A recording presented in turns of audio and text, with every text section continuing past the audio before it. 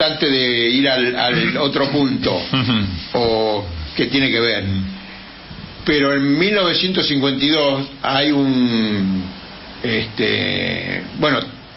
una crisis de este modelo de industrialización y de desarrollo del mercado interno durante el peronismo. ¿Qué pasó? Lo que pasó es que empezaba a mostrar los límites, empezaba a mostrar el mercado capitalista, empezaba a mostrar sus límites. Entonces, no había forma, por ejemplo, de incorporar al mercado interno la construcción automotriz. No había forma.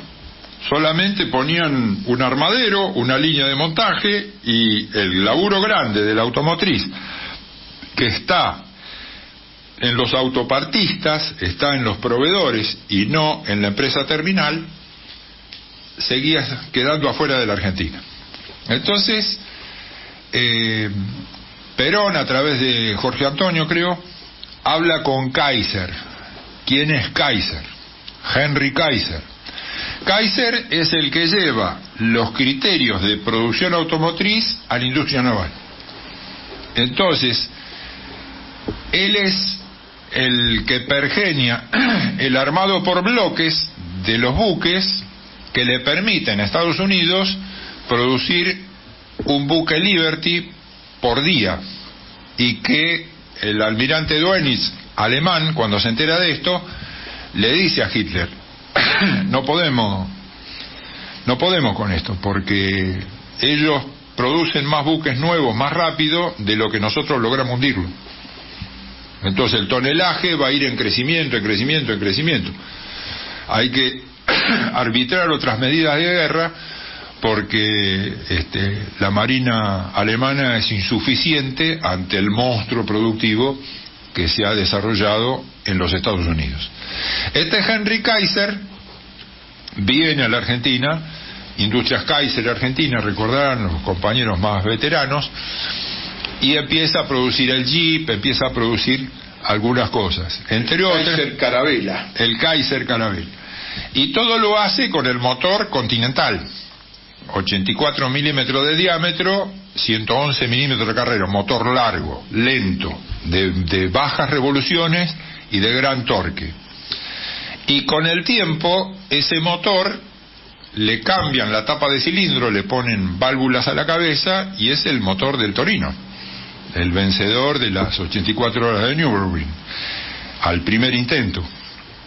Y entonces Henry Kaiser dice: sí, yo voy a producir en la Argentina. Yo voy a producir en la Argentina. Y no solamente voy a montar automóviles, sino que voy a fabricar. Y va y se instala en Córdoba. ¿Cuál era el antecedente que lo hacía ser tan optimista a Henry Kaiser?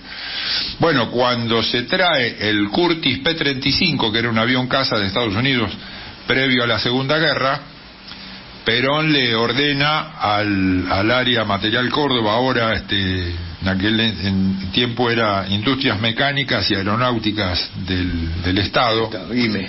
Claro, Industrias Aeronáuticas y Mecánicas, y AME. Aeronáuticas y Mecánica del Estado. Entonces le dice: bueno, tenemos que fabricar esto. Bueno, ¿y cómo hacemos? Que yo, no, ustedes no.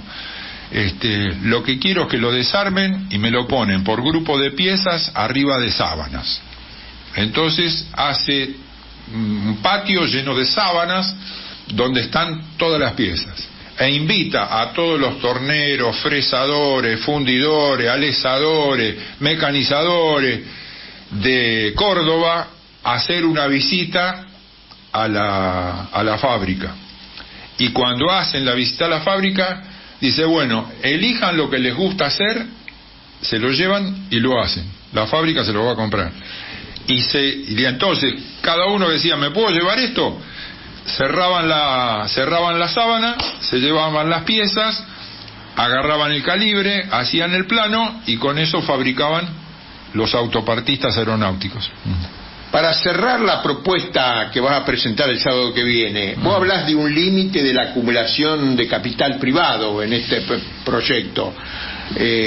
Bueno, ¿cuál es ese límite que ustedes proponen? Ese límite está en el orden de las 2.000 personas y unos 135 millones de facturación bruta, 135 millones de dólares al 31 de diciembre del 2013, que fue cuando hicimos el estudio, de manera que el capital privado mantenga un factor de escala acorde a lo que es la necesidad del país, y que emprendimientos mayores a las 2.000 personas o mayores a esa facturación actualizada al día de la fecha, obviamente, se estatizan, se expropian, se apodera el Estado empresario, porque en el concepto peronista los mercados libres no existen, son una fantasía del capitalismo. Todos los mercados son regulados, o los regula el Estado en beneficio del pueblo, o los regula el capital concentrado en beneficio de sus ganancias. Entonces, la contraposición del Estado empresario con la multinacional está desde el primer momento en el peronismo, al punto que sucede lo del 17 de octubre precisamente por esto. Cuando termina la Segunda Guerra Mundial, Estados Unidos reflexiona un poco antes de que termine, sus representantes reflexionan que ha sido un excelente negocio para Norteamérica la Segunda Guerra Mundial, porque han perdido menos de 500.000 de soldados y han hecho el negocio de su vida vendiendo tanques, aviones, buques, armas.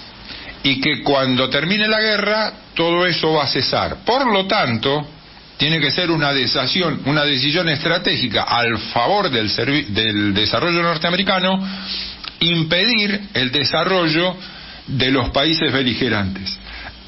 Y en vez de venderles buques, en vez de venderles tanques, en vez de venderles cañones, aviones, elementos de guerra, le vamos a vender camiones, le vamos a vender trenes, le vamos a vender artículos del hogar, le vamos a vender y vamos a mantener esta bonanza que la guerra trajo a los Estados Unidos. Cuando Farrell y Ramírez, dos forros típicos del ejército argentino, se enteran de esto, se preparan para plegarse a la geopolítica norteamericana y entran en conflicto con Perón.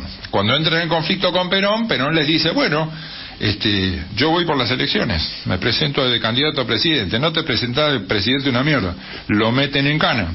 Y ahí sucede el 17 de octubre del 45.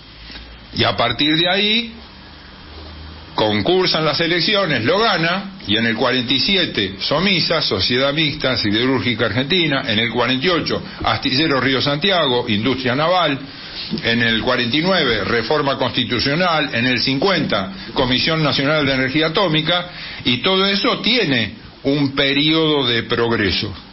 Pero después hay que seguir incorporando valor agregado, y ahí las multinacionales ya habían reaccionado y se habían hecho fuertes. Por lo que dijiste en un momento, das por hecho que los bancos serían del Estado, porque la nacionalización de la banca y del comercio exterior es un título que hay que llenar de contenido. Entonces, la timba de la especulación financiera, ¿de dónde come? Del que produce bienes y servicios. Entonces, ¿a qué tiene derecho una entidad financiera como es un banco, como puede ser otra? Bueno, tiene derecho a ganar algo por los trabajadores y el servicio que presta, pero no tiene derecho a tener ilimitada renta financiera, porque eso ahoga la economía de verdad, que es la que produce alimentos, produce ropa, produce zapatillas, produce servicios, produce automóviles, casas, lo que necesitamos. Entonces no puede estar la especulación financiera chupándole la sangre a la producción de verdad. Bueno, quedó muy poquito tiempo para una pregunta que es para otro programa completo. En la Argentina, hoy, acá, esta Argentina, obviamente todo con lucha, de regalo no viene nada. Hay posibilidades, hay condiciones también para hacer una revolución industrial y escalar la escalera que otros países recorrieron. Quien puede lo más puede lo menos. una de las, habiendo sido también, entre otras cosas, jefe de componentes nucleares del astillero y siendo medio, digamos, de no muy buena conducta, entonces decían, el loco a cargo de componentes nucleares. No tenés una bomba en tu tarde o temprano. Como los rusos que te enseñan. Habría que preguntarle. Entonces, muy diplomáticamente, me preguntan, le digo, muchachos, si hubiera voluntad de hacer la bomba atómica en la Argentina, que es una pavada, lo hubiéramos hecho hace mucho tiempo. Porque nosotros hacemos centrales atómicas, y las centrales atómicas es una administración muy inteligente y muy regulada de una energía que, si se descontrola, es una explosión atómica. Entonces, preguntarnos a los argentinos si somos capaces de hacer una bomba atómica, evidentemente sí somos capaces, pero no queremos, porque nosotros somos mecánicos. ¿El mecánico qué hace? Una explosión descontrolada, como podría ser la de la nafta, la mete adentro de un motor, inteligentemente inventa un ciclo y saca una energía útil de eso. Y le van a preguntar al mecánico que es capaz de hacer eso, si es capaz de hacer una molotov. Más vale que sí. Claro. Entonces, quien puede lo más, puede lo menos. Este país es capaz de hacer satélites de comunicaciones. Este país es capaz de hacer armamentos con las normas militares y de la NATO, que son las más exigentes del mundo. Este país es capaz de hacer centrales atómicas. Ahora, ¿por qué no hace todos los celulares que necesita? ¿Por qué no hace todos los plasmas que necesita? Porque se dedica la mayor parte de la inteligencia argentina no al consumo masivo, sino a la producción espectacular, porque están colonizados mentalmente nuestros científicos y nuestros técnicos en producir papers que les den prestigio académico y no en satisfacer las necesidades populares.